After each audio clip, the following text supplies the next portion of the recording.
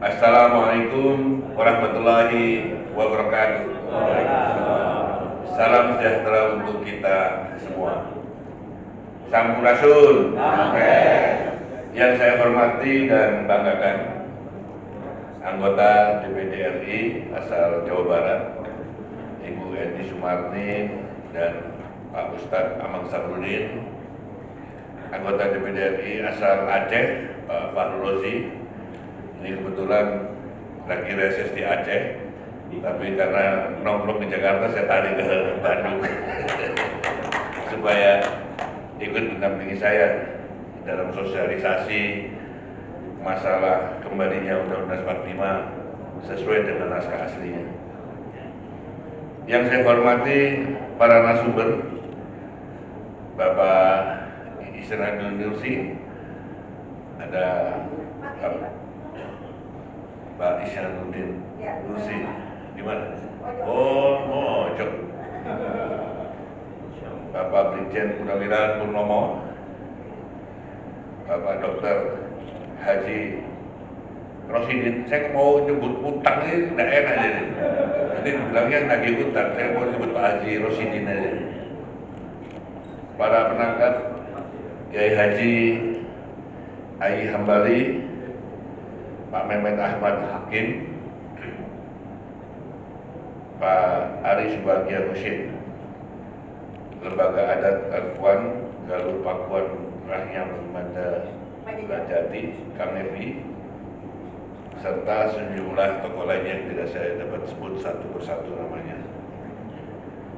Pertama-tama, marilah kita panjatkan puji syukur kehadirat Allah Subhanahu wa Ta'ala, karena atas rahmat dan karunia-Nya kita masih diberi kesempatan untuk bertemu dalam keadaan sehat walafiat. Salawat serta salam marilah kita aturkan kepada junjungan kita Nabi besar Muhammad SAW beserta keluarga dan sahabatnya. Semoga kita mendapat syafaat beliau di hari hisab nanti. Bapak Ibu beserta FGD yang saya hormati, perlu saya sampaikan di sini bahwa FGD kita kali ini sudah tidak lagi membicarakan tentang mengapa kita harus kembali ke Undang-Undang Dasar 45 tanggal 18 Agustus.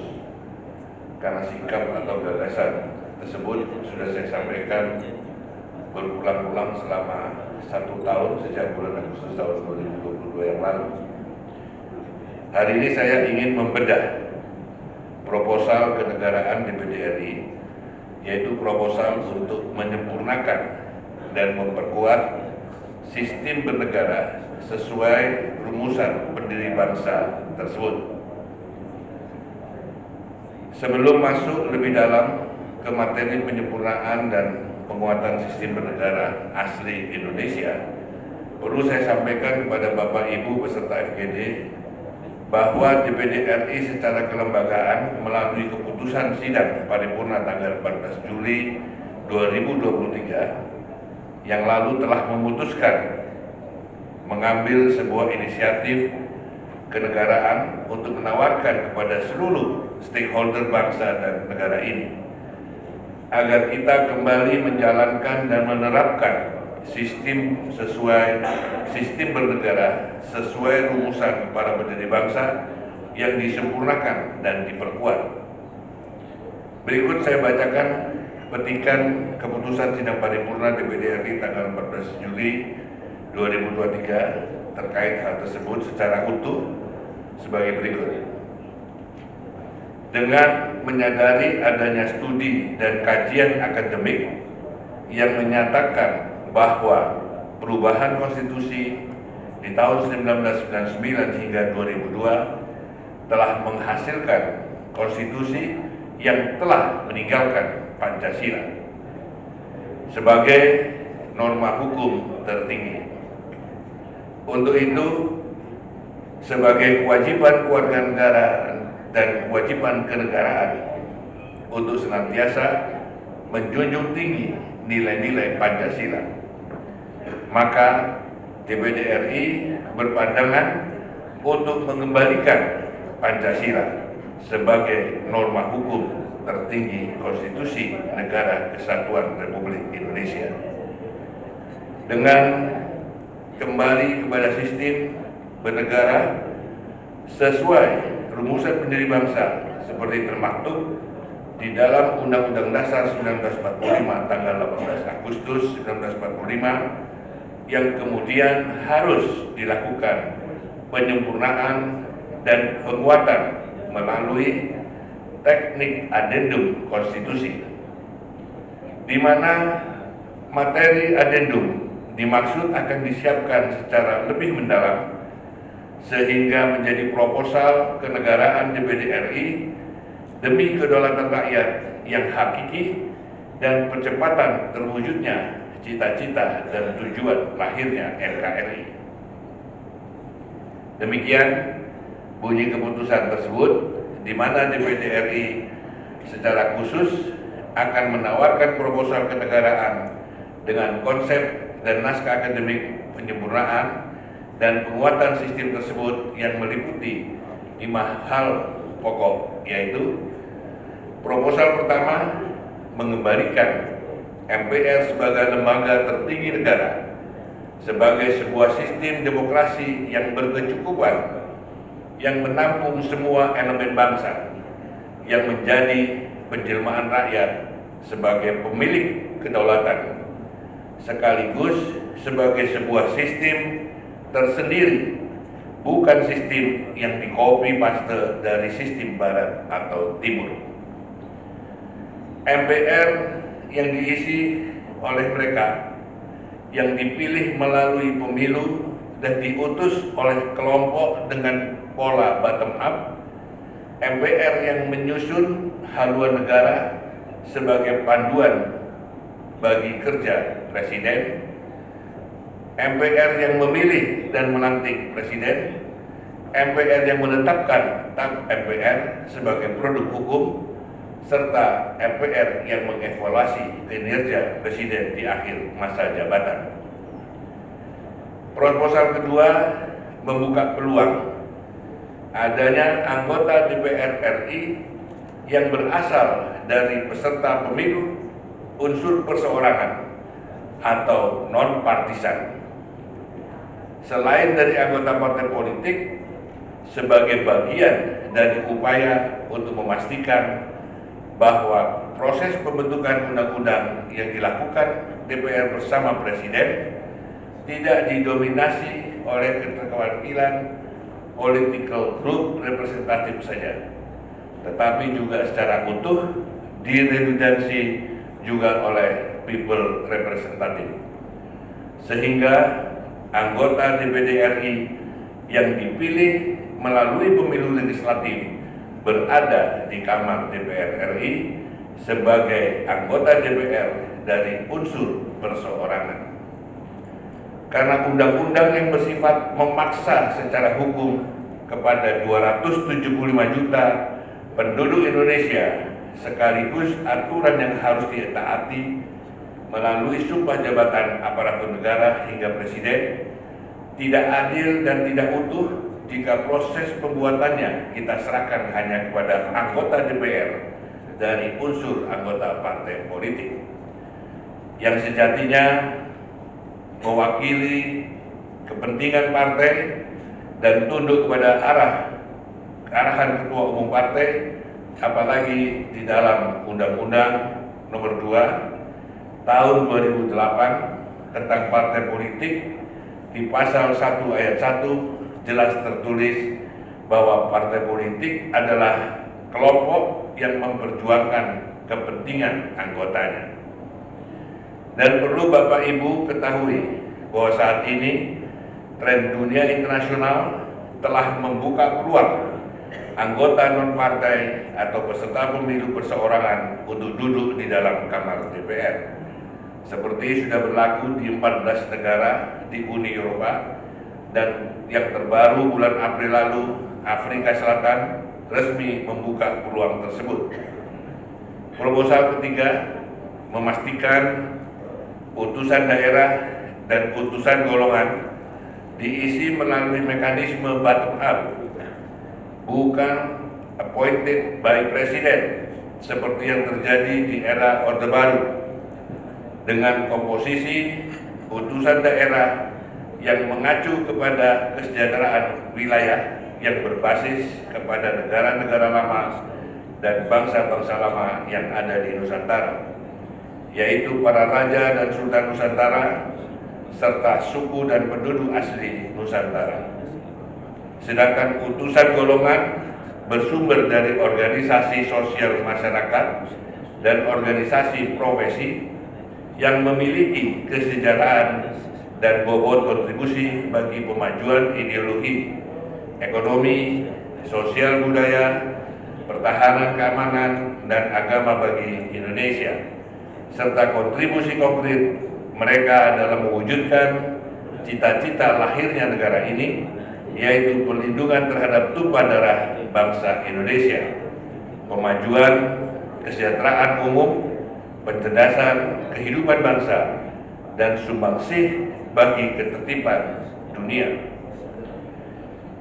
Proposal keempat, memberikan ruang kepada utusan daerah dan utusan golongan untuk memberikan review dan memberikan pendapat terhadap materi rancangan undang-undang yang dibentuk oleh DPR dan Presiden, sehingga terwujud partisipasi publik yang utuh, karena beberapa rancangan undang-undang yang dibahas pasti menyangkut dengan kepentingan golongan dan kelompok di masyarakat serta wilayah-wilayah di Indonesia. Selain berfungsi untuk memastikan terjadinya public meaningful participation yang menyeluruh dengan komprehensif, pemberian kewenangan kepada utusan daerah dan utusan golongan untuk melakukan review dan pemberian pendapat terhadap rancangan undang-undang yang dibahas DPR dan Presiden adalah untuk memastikan agar rancangan undang-undang tersebut tidak bertentangan dengan haluan negara yang sudah ditetapkan oleh MPR. Dan proposal kelima, menempatkan secara tepat tugas, peran, dan fungsi lembaga negara yang sudah dibentuk era reformasi seperti Mahkamah Konstitusi dan Komisi Yudisial dengan tolok ukur penguatan sistem demokrasi Pancasila. Kelima, penyempurnaan dan penguatan tersebut harus dilakukan dengan teknik adendum, amandemen, sehingga kita tidak mengubah konstruksi sistem bernegara yang dirumuskan para pendiri bangsa, tetapi menyempurnakan dan memperkuat. Mengapa perlu penyempurnaan dan penguatan tersebut? Selain agar sistem bernegara tersebut benar-benar memiliki tolok ukur saluran kedaulatan rakyat, juga untuk menjawab adanya anggapan bahwa sistem rumusan para pendiri bangsa kita identik dengan sistem Orde Baru, padahal faktanya sistem tersebut belum pernah kita terapkan secara benar, baik di era Orde Lama maupun di era Orde Baru. Sehingga penyempurnaan dan penguatan tersebut perlu dilakukan sebagai sebuah ikhtiar untuk mencegah terulangnya praktek yang salah di masa lalu, dan dengan tujuan mulia, yaitu memastikan kedaulatan rakyat benar-benar terjamin. Sehingga dengan kedaulatan tersebut, maka rakyat sebagai pemilik negara ini dapat menentukan masa depannya, sekaligus mewujudkan cita-cita tertinggi dari lahirnya negara ini, yaitu keadilan sosial bagi seluruh rakyat Indonesia. Perlu saya tambahkan kepada Bapak Ibu peserta FGD, ini kemarin pertemuan antara Presiden dengan Ketua MPR. Kemudian Saudara Bamsud mengatakan memang kita perlu kembali Undang-Undang Dasar 45. Dia setuju. Ditanya kapan? Jawabnya setelah kita pemilu. Jadi yang dimaksud oleh Saudara Bamsud itu kita kembalikan Undang-Undang Dasar 45 sesuai dengan asli, kita bahas lagi setelah pemilu. Saya ditanya sama wartawan, saya tetap bersih kukuh, saya minta Undang-Undang Dasar 45 itu dilaksanakan pengembaliannya sebelum dilaksanakan pemilu. Karena apa? Karena saya ingin kita memilih presiden bukan secara pilpresum yang ala liberal yang otomatis sudah meninggalkan Pancasila. Saya ingin kita kembali memilih presiden di MPR sebagai mandataris MPR yang akhirnya terpilih presiden sebagai petugas rakyat, bukan petugas partai. Kiranya itu yang bisa saya sampaikan sebagai panduan FGD hari ini. Semoga dapat dielaborasi lebih dalam. Mudah-mudahan nanti sudah ada satu putusan FGD. Kita perlunya itu kalau kembali Undang-Undang 45 ya harus sebelum pemilu supaya kita dapat pilih presiden di MPR.